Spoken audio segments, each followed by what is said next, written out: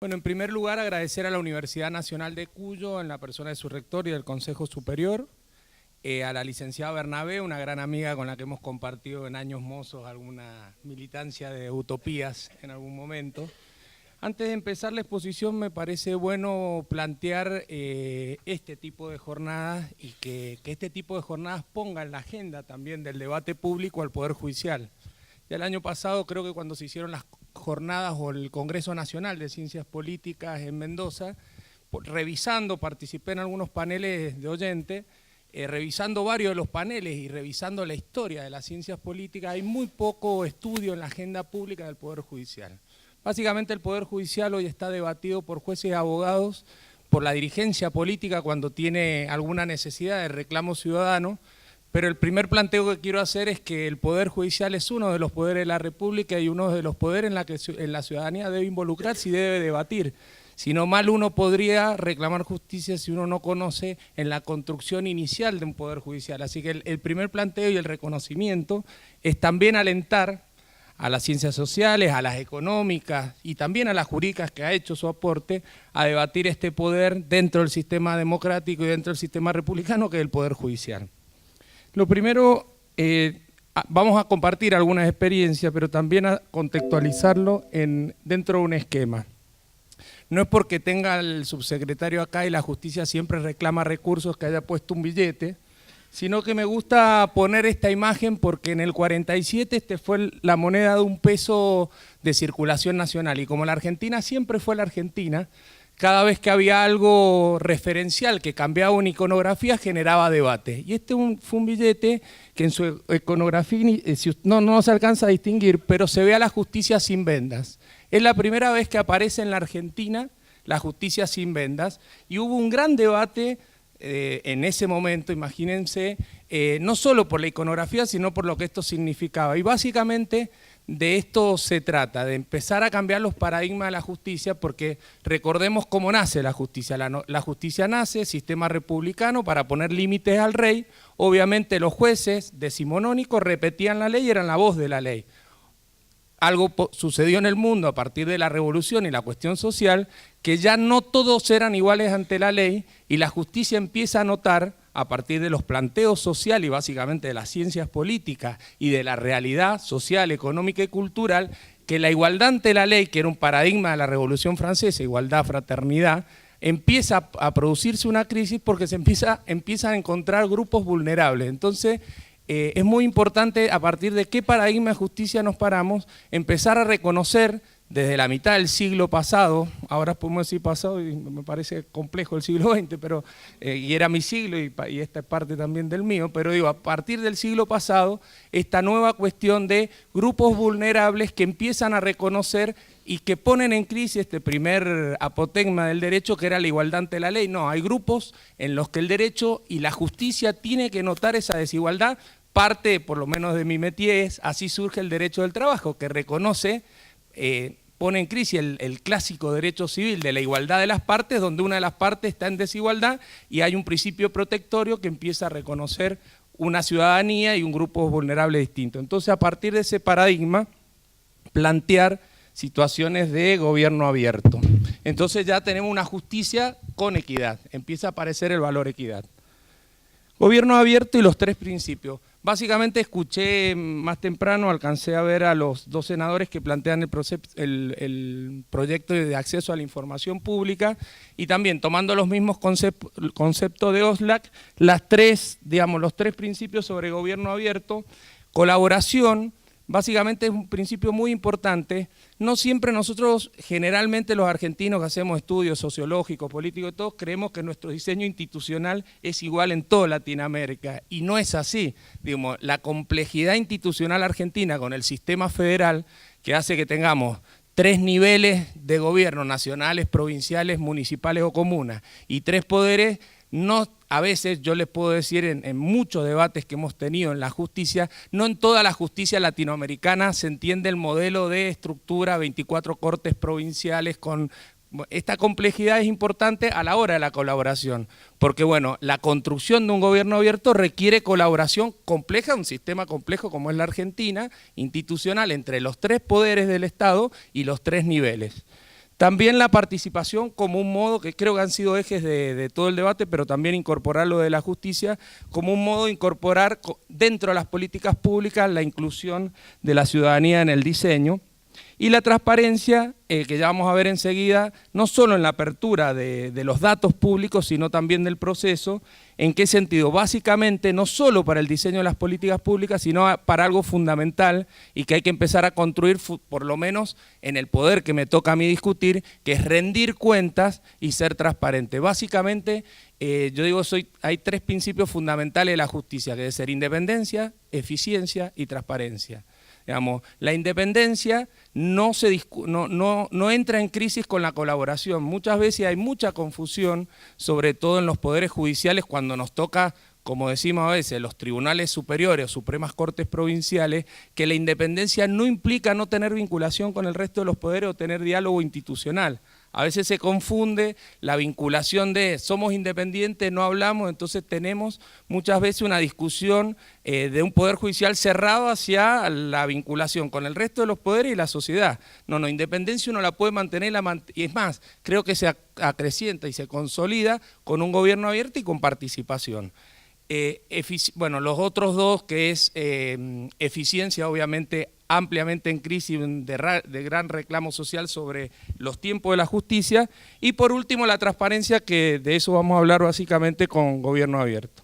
La transparencia o el derecho a la información como un derecho individual y colectivo ampliamente reconocido en todo el sistema de derecho internacional y ampliamente reconocido como un derecho humano fundamental. Creo que esto es un eje importante, porque muchas veces en este salto de la Argentina del reconocimiento y la consolidación en la sociedad de los derechos humanos es el acceso a la información, un derecho humano fundamental, incorporado en la Constitución argentina a través de los tratados internacionales, también de reconocimiento supraconstitucional, tanto en la Declaración Universal de los Derechos Humanos, artículo 19, en el Pacto de Derechos Civiles y Políticos, Pacto Internacional, también en el artículo 19, en la Convención Americana de los Derechos Humanos, es decir, perdón, la Convención Americana de los Derechos Humanos, artículo 13.1. Es decir, hay un amplio reconocimiento jurídico de un derecho humano también fundamental.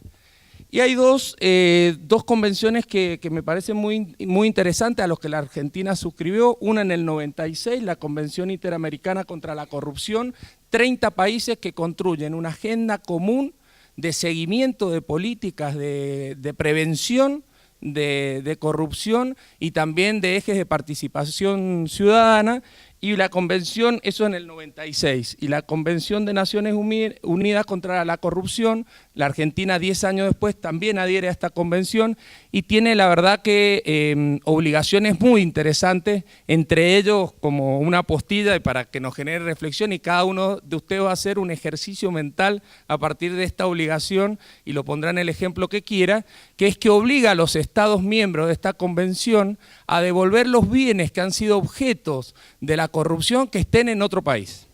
O sea, bienes que hubieran sido apropiados por Estado a partir de la corrupción en otros estados, tienen la obligación esos Estados miembros de devolverle a los estados de origen del cual surgieron esos bienes, pónganlo en el ejemplo que quieran. Me imagino varios. Gobierno abierto y básicamente otro paradigma, el gobierno abierto y el acceso a la justicia.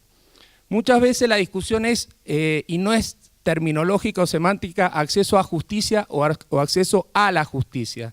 Básicamente el reclamo clásico es acceso a la justicia, es decir, que la justicia necesariamente tiene su deber fundamental, que, resumido, si podemos simplificarlo, en resolver conflictos. La justicia lo único que hace es resolver conflictos entre ciudadanos y los resuelve a partir del derecho.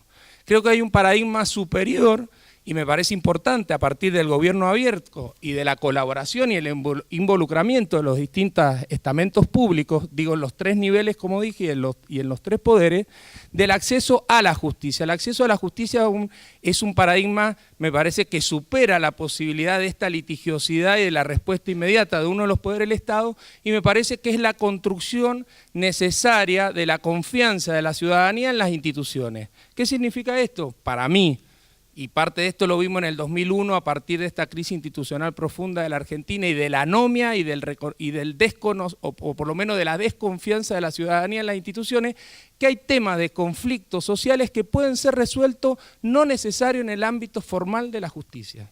Digo, para ponerlo en términos más claros, no necesariamente el acceso a la justicia, sino el paradigma es acceso a justicia, es decir, donde el Estado se involucra desde las distintas instituciones y donde debemos básicamente retomar la confianza de la ciudadanía en el modo de resolver los conflictos, ¿sí?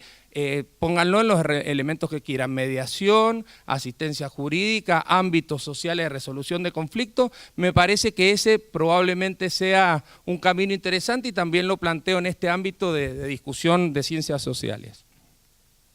Gobierno abierto entonces, como le decía, de los tres principios, la información, pero básicamente en esto me parece que el Poder Judicial tiene un gran desafío, no solo en la apertura de los datos públicos, que enseguida vamos a ver algunas experiencias que el Poder Judicial ha hecho, sino también en la apertura del proceso, es decir, no solo informo la sentencia, sino el proceso total de cómo se llegó a esa determinada decisión. Eso trasládenlo al resto de los poderes. No solo informo el decreto, la adjudicación de la licitación o la resolución ministerial o el decreto presidencial, sino también tengo que informar cómo fue construida esa decisión camino a esa última decisión. Es decir, datos, pero también la apertura del proceso. Me parece que por ahí pasa el desafío de la apertura del gobierno. Y obviamente que es un principio, como dice abajo, un principio republicano íncito en la Constitución, porque la publicidad de los actos de gobierno claramente es como un principio que cada uno repite desde la primaria hasta que los que estudiamos Derecho como un principio claro de ciudadanía y de construcción ciudadana. ¿Qué ejemplos podemos ir teniendo de nuestro Poder Judicial? A pesar de que usted diga, bueno, vivimos en una provincia muy tradicional, nuestro Poder Judicial es básicamente la gran representación de esa tradicionalidad en la provincia, a mí me gusta, yo llevo 6 años en el Poder Judicial y me gusta rescatar todo lo que se hizo, aunque parezca poco, en un Poder Judicial como el que hemos tenido en la provincia de Mendoza, básicamente con miembros de composición anteriores, pero el gran motor para mí, o ideólogo y gestor de parte de esto fue el doctor Jorge Nanclares, que empezó a plantear esta situación de gobierno abierto. Primer antecedente, 2002, la Suprema Corte de Justicia empieza a publicar decretos, autos y sentencias. Aunque ustedes no lo creen, no estaba publicada las sentencias en listas ni con las herramientas 2002, ya habían herramientas sobradamente y había ya sensibilización de la sociedad hacia el acceso con herramientas tecnológicas, pero recién en el 2002 empezamos a publicar. Hoy muchos de los gobiernos provinciales, de los poderes judiciales provinciales no tienen ni siquiera la publicación de sus sentencias de los tribunales superiores. Después, no está ahí, pero en el 2004 esta experiencia se extiende al fuero del trabajo y al fuero civil, y en el 2006, a partir, bueno, de todos, es bueno a veces, yo soy, como fui abogado de gremio y vengo de los conflictos gremiales, no todo yo creo que los conflictos y los reclamos sociales generan cuestiones propositivas. Este convenio, este compromiso de la justicia con la comunidad surgió, si ustedes recuerdan, en 2006, de una gran confrontación que hubo del Poder Judicial con el gobierno en ese momento. Y de esa confrontación surgió este compromiso, que fue un compromiso muy importante, que generó lo que hoy permite y que es un antecedente muy importante en el resto, vuelvo a decir, de los poderes judiciales, que el SICCOM, que es el Sistema de Información de Compromiso Ciudadano, donde todos los ciudadanos hoy pueden ingresar a la página del Poder Judicial y saber de su expediente, en qué cámara está y en qué estado de resolución, y no solo el estado, sino el contenido de cada una de las resoluciones. Me parece que es un tema importante. En algún momento, y esto es para la reflexión final, también se contraponen muchas veces, porque también es la responsabilidad en el uso de la información pública, se contrapone no es que se contrapone, pero creo que hay que hacer una reflexión sobre la información pública, los datos y el acceso como derecho humano fundamental y también las garantías individuales.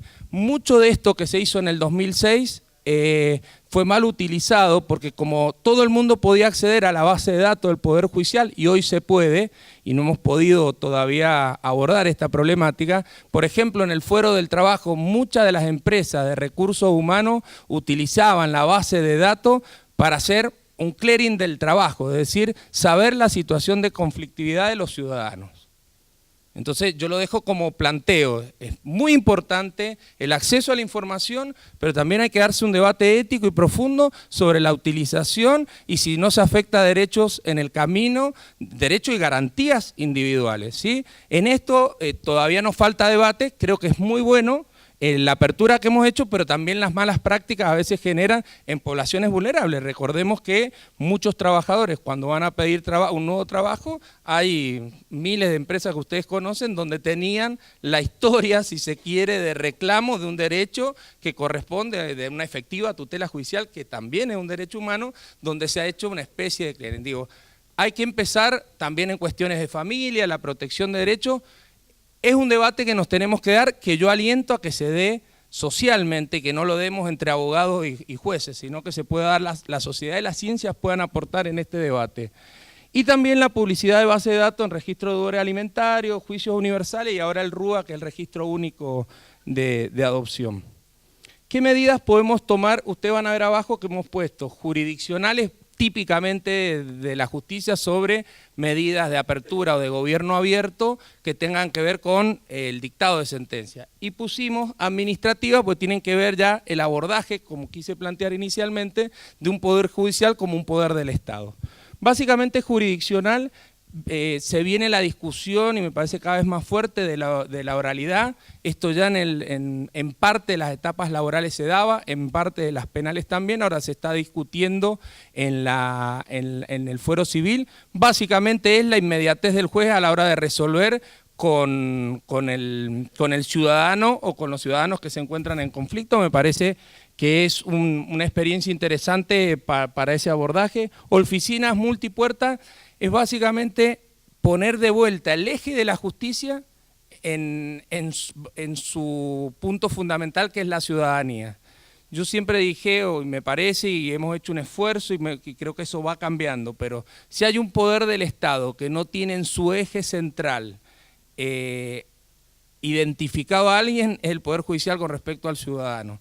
Porque como el ciudadano en su reclamo de justicia se encuentra, y me van a matar el colegio de abogados, pero obviamente es la tarea, intermediado por los abogados, la construcción del diseño institucional del Poder Judicial que lleva más de un siglo, ha tenido que ver con esta intermediación. Entonces, si hay un poder judicial, si hay un poder del Estado que no está sensibilizado en la atención ciudadana del Poder Judicial, y no solo los jueces, sino que eso ya se ha trasladado como una práctica cultural en también sus trabajadores. Creo que hemos hecho, también la mitad del vaso lleno, creo que hemos hecho un esfuerzo muy importante y de capacitación y de cambio de paradigma, porque si no lo decidimos desde los que nos toca, entre comillas, conducir el Poder Judicial, es muy difícil que se distribuya para abajo, pero estamos haciendo un esfuerzo en esto. Oficina de atención al ciudadano, multipuerta, que nuestros trabajadores judiciales y también nuestros jueces puedan tener contacto con la ciudadanía. Yo siempre digo que nuestros jueces y empleados no eran ni siquiera el empleado de Gasalla, ni siquiera,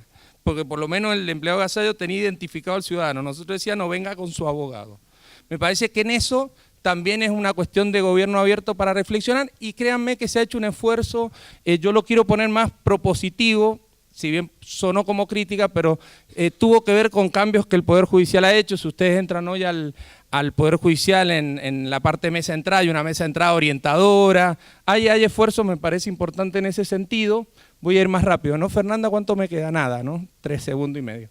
La descentralización, me pasé, bueno, gracias. No, puedo decir dos cosas más. No, me falta. La descentralización también es importante, hemos empezado a descentralizar juzgados, fundamentalmente familia. Había una necesidad social en el Gran Mendoza y han empezado los de Luján, Godoy Cruz básicamente y Guaymallén. Vamos a algunas experiencias administrativas, sistema de información, como les dije, difundir estadística, creo que esto es fundamental.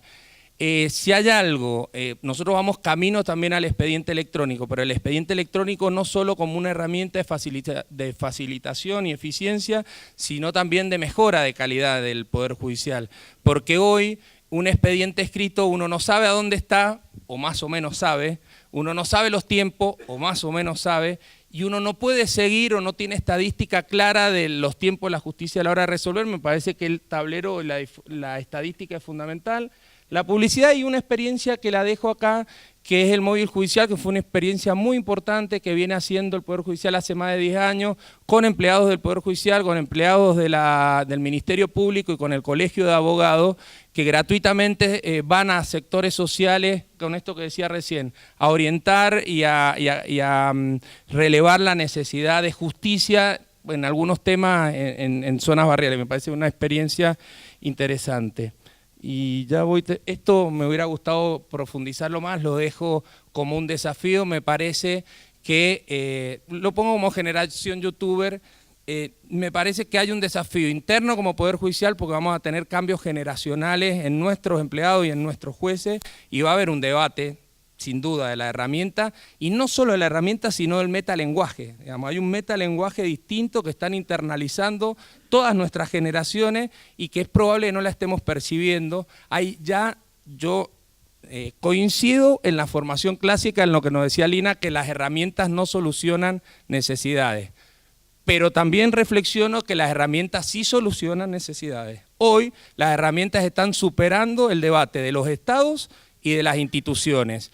El ejemplo es Uber, una herramienta que dijo, tengo una necesidad de transporte y tengo una oferta, y se coordinó. Eso está por afuera de los estados, por afuera del derecho, por afuera de las regulaciones, y eso, como en miles de otras cosas más, está sucediendo. Entonces, a mí me parece que lo de la herramienta, el abordaje no es jurídico, el abordaje es de los estados, que deben necesariamente darse un debate ético de qué sociedad quieren, y sobre esa sociedad que aparezcan las regulaciones necesarias, pues nosotros vamos al revés. Hay muchos debates jurídicos y de jueces. ¿Cómo abordamos Uber? ¿Cómo abordamos el reclamo de la falta en la autopista de las TIC y de las OTT sobre, que esto es muy complejo, pero muchos nos estamos formando en este tema, pero ojo que es un debate que viene, estamos camino a que la rueda desaparezca y empieza el sistema mecanizado. Estamos en la mitad de una revolución que va rapidísimo y que es necesario también, como se da gobierno abierto, empezar a comprender el cambio sociológico.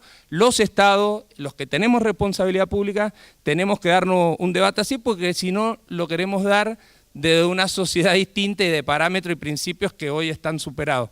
Coincido con la formación de que lo que todos queremos, las necesidades las resuelve el Estado, para eso lo tenemos, pero hoy las herramientas resuelven necesidades y están por afuera de los esquemas, y me parece que es un debate que hay que darse. Reflexionemos sobre cómo vienen las nuevas necesidades para ver, el debate es más profundo y es de los Estados. Ejemplo, está no me quiero meter en este tema, pero me parece importante ya que sea el debate. Está la gran discusión de la Big Data. La Big Data es la información que todas las TECOM o la OTT tienen, WhatsApp, Telegram. Digo, ¿ustedes conocen Telegram? ¿Saben qué origen tiene Telegram? Es ruso. O sea, la estructura de Telegram, por eso se cifran los mensajes. Digo, hay muchos temas, la verdad que es interesante, pero digo, por eso es un debate más profundo. Pero digo, la Big Data es toda la información que todas estas empresas tienen de cada uno de nosotros. Nosotros tenemos que empezar a construir un concepto de ciudadanía digital, porque sobre esa base de datos se hacen comercio, se hacen una serie de cosas que hoy no estamos capacitados para abordarlos.